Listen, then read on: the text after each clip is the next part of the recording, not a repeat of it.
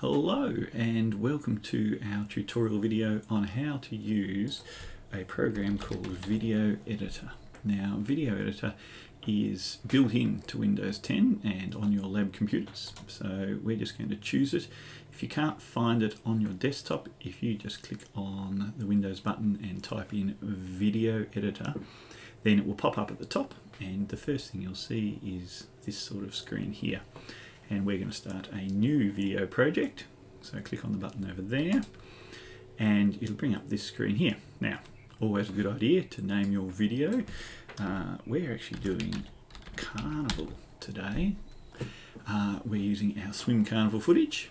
So once you've chosen the name of your video and clicked OK, it then shows you a few windows. This is your project library, and this is where you put your video footage that you've recorded already, and you'll choose which videos you want to put down here in your storyboard or your timeline. This little box is your monitor, so this was where you'll play back the video footage to see what it looks like. But first things first, we need some video footage, so we click on the add button. You can choose a few options. I'm going to take from this PC, and you can see I've got mine here already. You can click individual footage, you can click and drag a square, or you can say Control A and select all of it and click the open button here, and it will load it up. Now, I've got 4 clips that we're going to have a bit of fun with today and show you how to use the features of Video Editor. Right, so I can click on any bit of footage that I like. I'm going to start with this one here. Once you've clicked it, you can drag it down onto your storyboard. Now, once you've dragged it there and let go, it pops it into place, and you can see all of these options become available to you, and we've got the footage so far in our video project shown here. We could press play here, and you'll notice there's quite a bit of noise and not much happens yet until our actual beginning sequence, and that's because when we recorded the video, we recorded a bit of pre-roll beforehand and then the video ran. And this will be one of the most important buttons you use with your video project, and it's the trim. And the trim lets us choose where we actually start playing the video from. And you can see our 5 lovely ladies are standing there but not doing much because they're waiting for us to say go. So we're just scrolling along until they start moving. You can see they're about to start moving here, so just back there, and this marks the beginning of our video. And we don't want to stop the video halfway through. We actually want it to go all the way through until out of the screen there. So this is our trim in point and our trim out point. If I wanted to start the video a bit earlier, I can drag it back a bit before the hands start moving, but I like it just there. And then I can say done. So now if I was going to play the video so far from down here, I can click on this button.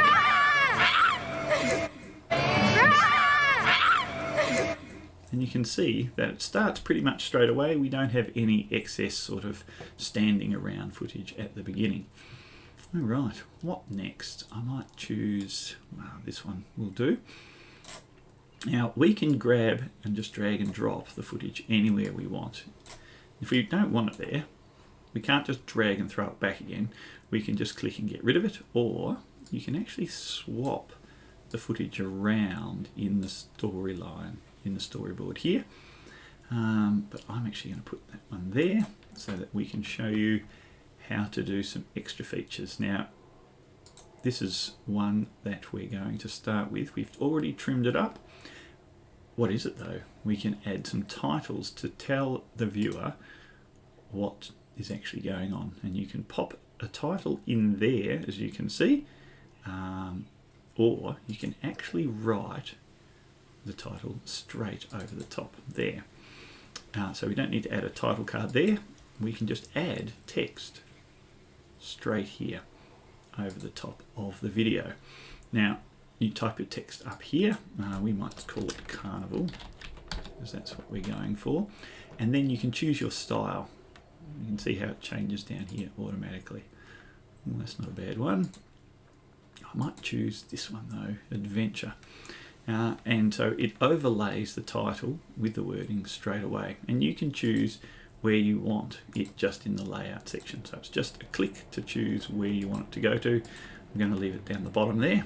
When I'm happy with how it looks, I click done. Lovely stuff there.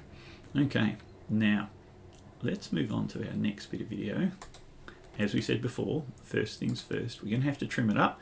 I'm just going to quickly trim because I know where this one starts and finishes with. There we go. And you'll notice up here it gives you the same options as in the previous screen. Text, we won't put that in at the moment, but you can add a new thing, 3D effects. Right, you've got all sorts of choices for the 3D effects. I'm going to choose balloons. Now you can see it makes this box here, and you can move that box for where it starts and finishes, and you can stretch it out to make it larger and smaller. The other thing you can do is you can attach the effect to an actual point, which I'm going to turn on for the moment, and I'm going to put it just over the clipboard here. Thank you very much. And now that I'm happy with it and I click done, if I was going to watch it back, you can see already that my balloons have started to appear here, and if I click play, they start turning up. Look, they've gone all. Oh, nice. So you can see already that I've got my balloons happening here. The other thing we can do is we can add other bits of information to our video or other effects. We can add motion to our video, so we can have it zoom in or slide or pan left and right. So I might choose this one here, and it will zoom in as we play the effect.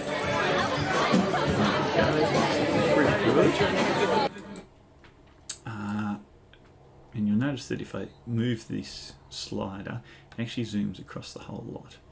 Don't have a title here, but I'm going to remove this title card because I don't actually need it.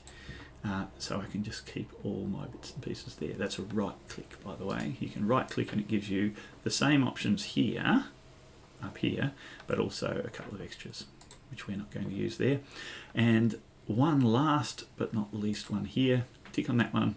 You can change the speed of your video. Now currently, if I was going to play, it's playing at normal speed. But I can actually click on the speed and speed it up or slow it down. I might just go, what, twice as fast? I think that should be pretty good. So once I've slid it, I can actually go all the way up to 64, which is probably a bit quick, but 2 times speed should be enough. So I've set the speed, so now when I play it, you can see it's twice the speed. And that's used if you want to quickly show some footage but don't have time to spare in your video clip.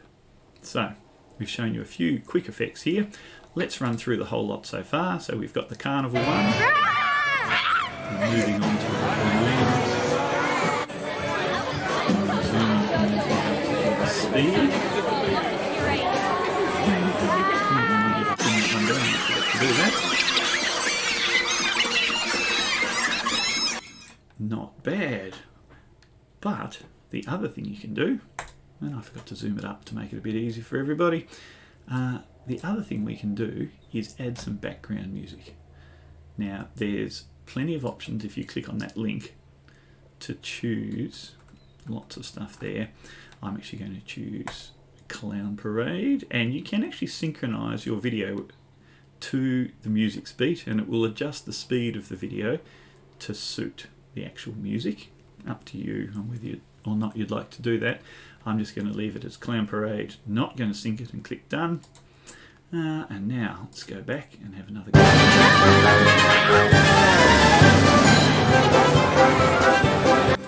Much better. So you can see just by adding the music it adds a different variation to it. You can also, if you look up here, add some custom audio. Now if you click on the custom audio, it brings up this one over here, and you can add an audio file, and you might have a voiceover that talks about your video or features in your video, and you can add it there just as you would for your normal video files over here.